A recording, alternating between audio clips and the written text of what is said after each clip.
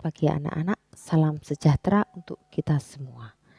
Pada pagi hari ini, tanggal 7 Agustus 2020, kita kembali belajar tentang IPS.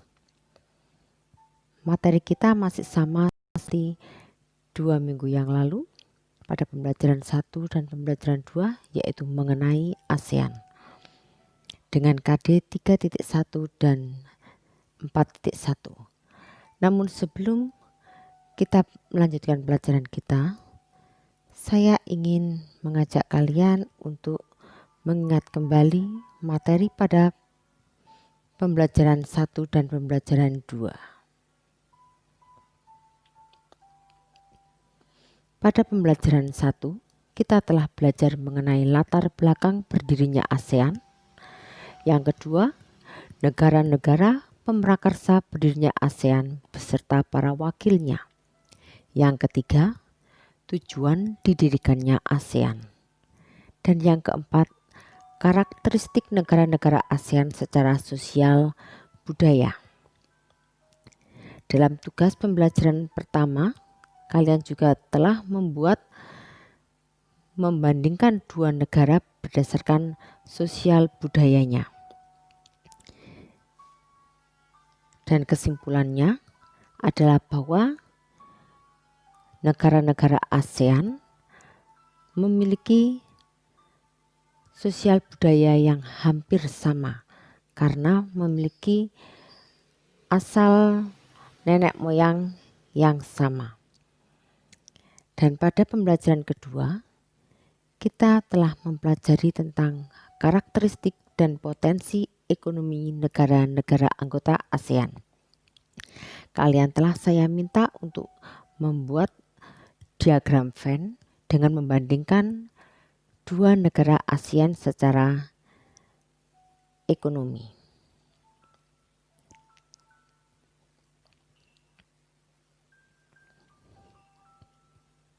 Saya akan menerangkan mengenai diagram Venn karena pada tugas-tugas sebelumnya masih ada beberapa siswa yang mengalami kendala. Perhatikan pada diagram Venn itu ada dua lingkaran. Yang pertama lingkaran berwarna merah dan yang di sampingnya adalah lingkaran berwarna biru. Kita anggap saja lingkaran berwarna merah adalah negara A dan lingkaran berwarna biru adalah negara B. Masing-masing negara memiliki karakteristik khusus negaranya masing-masing yang tidak dimiliki oleh negara lain. Sedangkan pada bagian tengah, pertemuan dari dua diagram itu merupakan karakteristik yang sama dari negara A dan B yang dibandingkan. Jadi untuk ke depan, kalian bisa membuat diagram Venn dengan sempurna.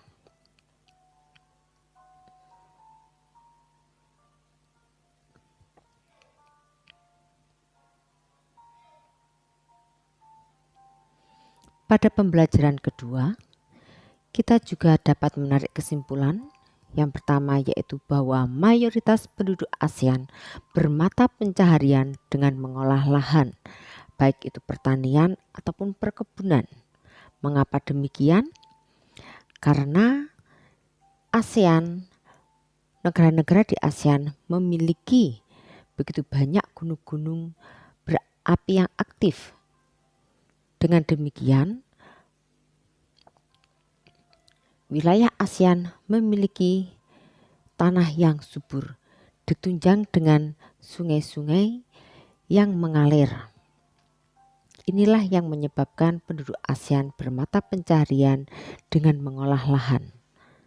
Selain itu, hampir keseluruhan penduduk ASEAN juga memanfaatkan laut untuk mendukung perekonomian, kecuali negara Laos. Mengapa demikian? Karena mayoritas dari negara-negara ASEAN merupakan negara yang memiliki garis pantai.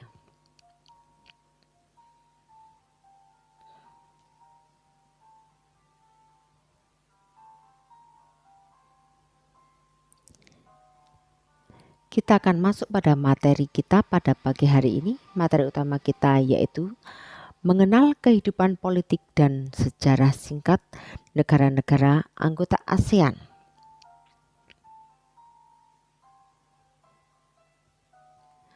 Perhatikan, di hadapan kalian ada peta Asia Tenggara. Di situ ada 10 negara anggota ASEAN. Ada satu negara yang ada pada bagian bawah, walaupun dia ada pada wilayah ASEAN, namun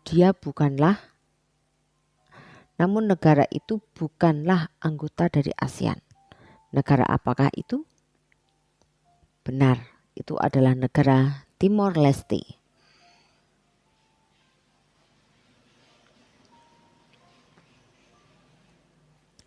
Saya akan mengajak kalian untuk berkeliling mengunjungi negara-negara ASEAN. Yang pertama ada negara Brunei Darussalam. Brunei Darussalam adalah negara kecil yang terletak di bagian utara Pulau Kalimantan. Brunei berhasil memperoleh kemerdekaannya pada tahun 1984 setelah hampir 1 abad berada di bawah kekuasaan Inggris.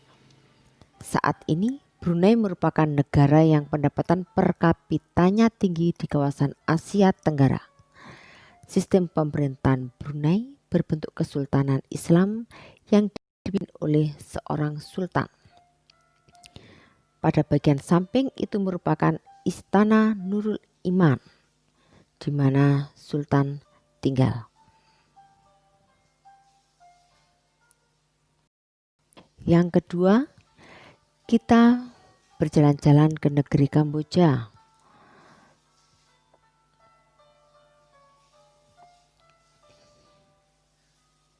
Kamboja merupakan negara yang dipimpin oleh raja dan kepala pemerintahannya merupakan Perdana Menteri. Di sampingnya yang kalian lihat itu merupakan istana raja yang merupakan ikon dari negeri Kamboja. Yang ketiga, kita akan berjalan-jalan ke negeri kita sendiri, yaitu di Indonesia. Seperti yang kalian ketahui, Indonesia adalah negara yang kaya, negara kepulauan yang sangat luas. Negara Indonesia dipimpin oleh presiden.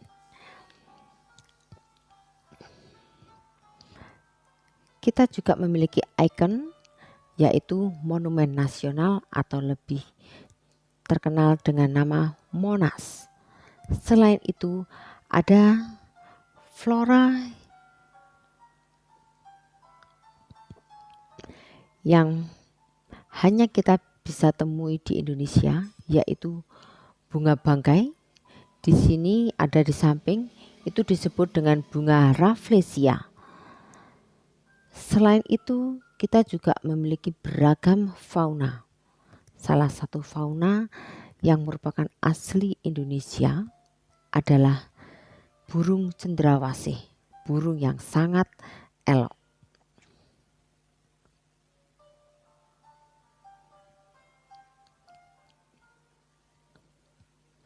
Selanjutnya, kita berjalan-jalan ke negeri Laos. Kepala negaranya adalah seorang presiden, namun kepala pemerintahannya adalah seorang perdana menteri.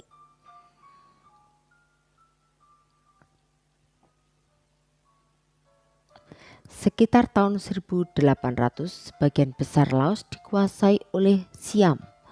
Kemudian Perancis mengambil alih dan memerintah di sana tahun 1893. Pada tahun 1893, Perancis mengambil alih kekuasaan. Dan pada tahun 1954, Perjanjian Jenewa menetapkan Laos sebagai sebuah negara yang bebas dan netral.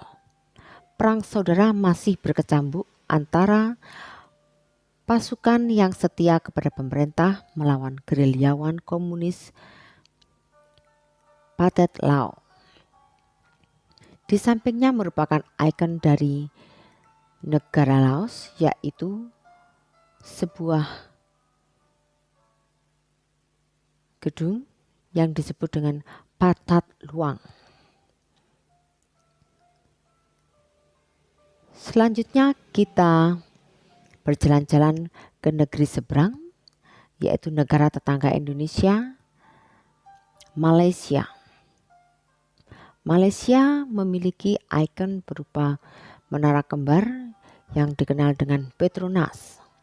Kepala negara Malaysia adalah seorang sultan, sedangkan kepala pemerintahannya adalah Perdana Menteri.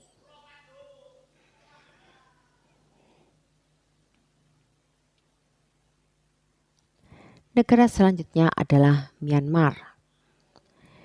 Myanmar dipimpin oleh seorang kepala negara, yaitu presiden. Tahun 1948, Myanmar menjadi negara merdeka yang menganut sistem demokrasi parlementer. Perdana Menteri pertama bernama UNU. Tahun 1958, pihak militer yang dipimpin oleh Jenderal U Win menjatuhkan UNU. Mereka mengambil alih kekuasaan negara. Dan sejak saat itu, Myanmar menganut sistem satu partai politik dan meninggalkan sistem demokrasi parlementer. Di sampingnya merupakan pagoda Sri Dagon yang merupakan ikon dari Myanmar.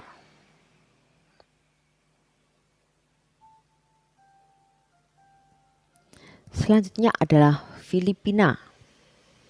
Kepala negara Filipina adalah seorang presiden.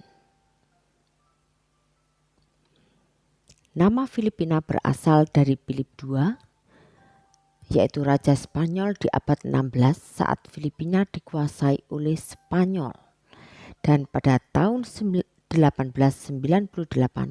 Spanyol menyerahkan kekuasaan atas Filipina ke Amerika Serikat setelah Perang Spanyol-Amerika.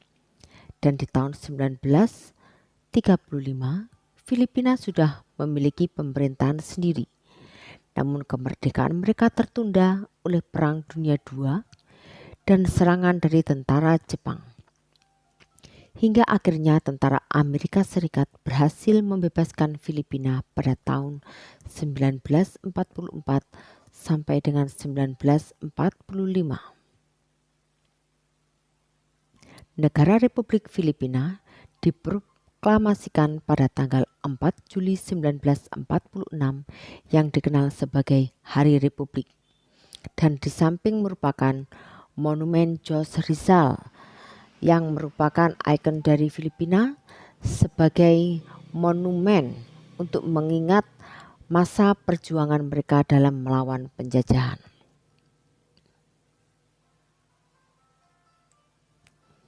Selanjutnya juga merupakan negeri seberang yang sangat dekat dengan Indonesia, yaitu Singapura.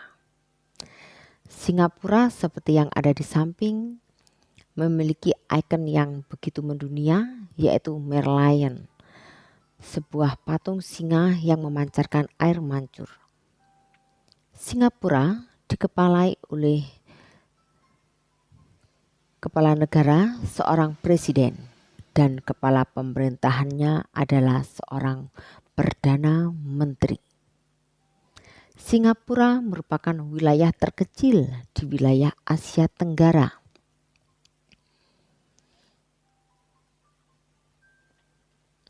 Namun, Singapura dapat menjadi negara yang paling maju. Hal ini tidak lepas dari peran Lee Kuan Yew, pendiri dan Perdana Menteri pertama Singapura. Beliaulah yang memegang jabatan Perdana Menteri selama 7 periode berturut-turut. berturut-turut.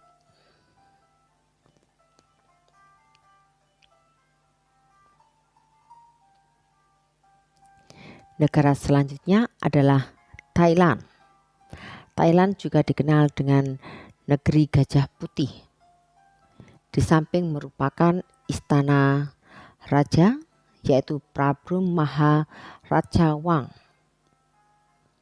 Thailand dipimpin oleh seorang kepala negara, yaitu oleh raja, sedangkan kepala pemerintahannya adalah Perdana Menteri. Thailand merupakan satu-satunya negara di Asia Tenggara yang tidak pernah dijajah. Dahulu dikenal dengan nama Siam. Thailand sendiri memiliki arti tanah kebebasan.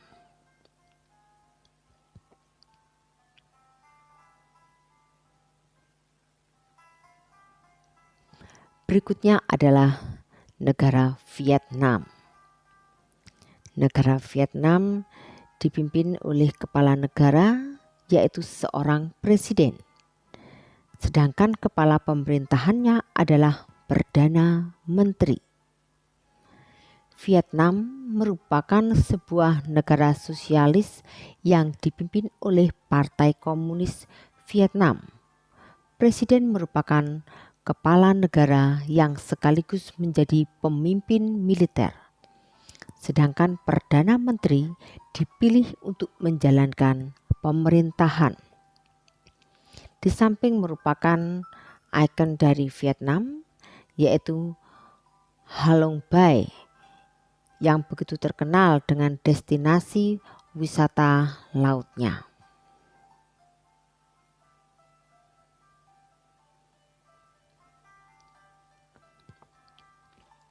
Sekarang kita masuk pada lembar kerja siswa. Saya akan membacakan tugas kalian pada hari ini. Yang pertama, berdasarkan sejarah singkat negara-negara ASEAN, ada satu negara anggota yang tidak pernah mengalami penjajahan oleh negara Eropa. Negara apakah itu? Yang kedua, klasifikasikan negara ASEAN klasifikasikan negara ASEAN mana saja yang dipimpin oleh presiden. Yang ketiga, pilihlah satu negara ASEAN kecuali Indonesia. Kemudian, temukan flora dan fauna khas dari negara tersebut. Selamat belajar. Jangan lupa minggu depan ulangan harian 1. Sampai jumpa.